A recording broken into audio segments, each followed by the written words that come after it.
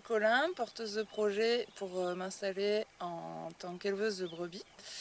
Nous sommes un groupe de 7 personnes, porteurs de projets agricoles, et nous souhaitons accéder à la ferme de Saint-Pierre-d'Issis sur la commune de Camarès. Guy Bernat, agriculteur à la retraite, je me suis installé dans les années 70. À ce moment-là, la société nous demandait de produire et on avait des prix garantis. Puis les choses ont changé. On a mis la mise en place plus exactement des quotas et l'introduction de la PAC avec des primes à l'hectare. Ces bouleversements ont amené un appauvrissement des agriculteurs et un désintérêt pour le métier. Les fermes sont abandonnées et à ce moment-là, les voisins ont pris les terres et ont agrandi leur exploitation. Aujourd'hui, ce schéma arrive à terme. Les exploitations sont devenues trop grandes, plus de 1500 brebis, avec l'incapacité de reprendre et de refaire vivre ces unités devenues trop concentrées. De plus, la société a changé. Les gens veulent aujourd'hui avoir des produits bio, des produits locaux, des produits nature, la préservation de la nature. Toutes ces valeurs font qu'il y a la place pour une agriculture de proximité. Cette agriculture a l'avantage de ramener dans les campagnes des jeunes qui sont formés et motivés pour reprendre le métier. Nous avons choisi d'unir nos forces car nous sommes implantés sur le territoire depuis longtemps et actifs dans le secteur agricole en recherche de foncier.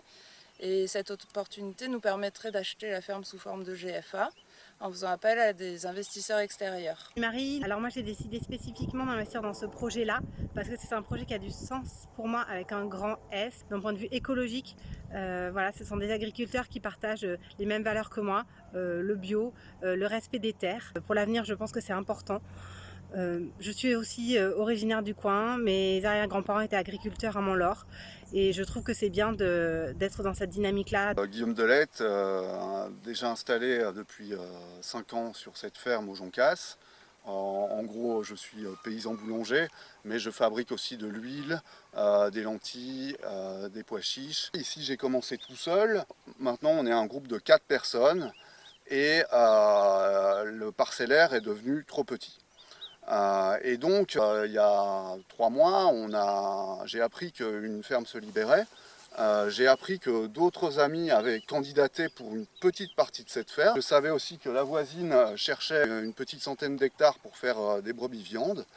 Et donc, on a eu l'idée de poser à 3 fermes une candidature sur 170 hectares. Et puis, on s'est rendu compte de l'originalité de notre démarche en fait et de l'intérêt parce qu'on sait que les fermes ont tendance à être trop grandes, à coûter trop cher et donc là on a inventé une façon de faire en intégrant aussi des contributeurs extérieurs qui vont prendre des parts dans le GFA. Cette solution nous permet de concentrer nos emprunts bancaires sur nos activités agricoles, d'assurer l'entité de la ferme et sa pérennité économique. Nous avons pour projet de développer 3 ateliers diversifiés et complémentaires de façon à produire une alimentation de qualité avec des pratiques respectueuses de l'environnement. Mathilde, éleveuse de chèvres et fromagère.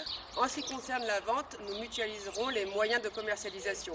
Les paniers, les cantines, le marché et le magasin à la ferme, d'où l'intérêt d'être aux portes de Camarès. La haute valorisation de nos produits nous permettra de rémunérer 7 personnes alors que le schéma actuel de la ferme est de 3 associés. À la ferme de Saint-Pierre-d'Issis, ça permettrait de faire des légumes pour les cantines scolaires parce que en travaillant avec Alternabio sur la semaine pour les alternatives aux pesticides, on a vu que les cantines elles avaient du mal à se fournir en légumes en grande quantité, en bio et local. Donc du coup on s'est dit on va leur faire alors.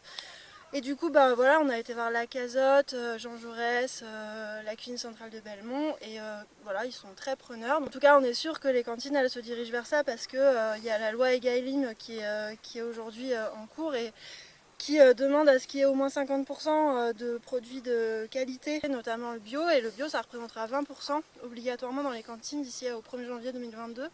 Et du coup voilà, nous on a l'outil pour pouvoir produire ça. Pour l'achat de la ferme de Saint-Pierre-d'Isis, nous avons rencontré les élus locaux, les représentants syndicaux, dont certains ont marqué leur soutien par rapport à notre projet, dont M.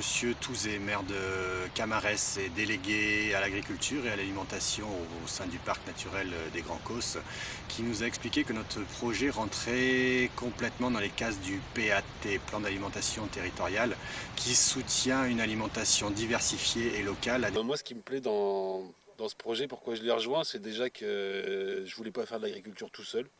Je voulais faire partie d'une équipe et qu'on fasse ça ensemble pour qu'il y ait d'une part l'émulation, qu'on se donne envie, et les possibilités que peuvent offrir un groupe de personnes comparé à une personne seule.